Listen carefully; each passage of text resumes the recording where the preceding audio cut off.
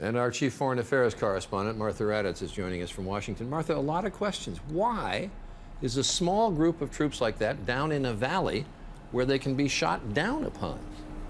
Boy, that's one of the big questions, Charlie. Those remote bases for a long time have been questionable. There are many in the military who say, what are we doing there?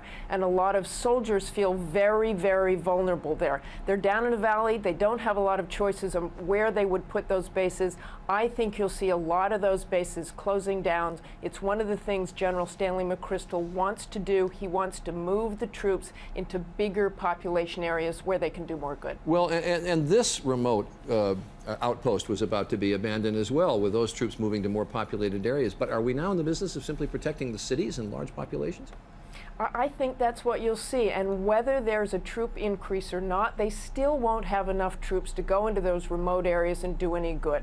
One of the things General McChrystal wants to do is move into the bigger population areas. That way you protect not only the people, but you protect commerce routes and other things in the area. And you called us today to indicate that Secretary Gates has said some things that indicate there's a growing division here between military leaders and their civilian commanders.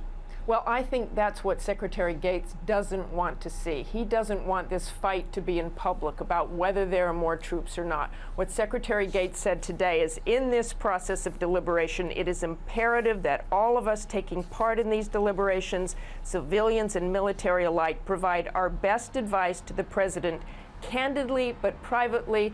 This, as you know, Charlie, follows some comments that General McChrystal made last Friday where he publicly criticized any other plan but his own. All right, Martha Raddatz reporting on the situation in Afghanistan. Thanks very much.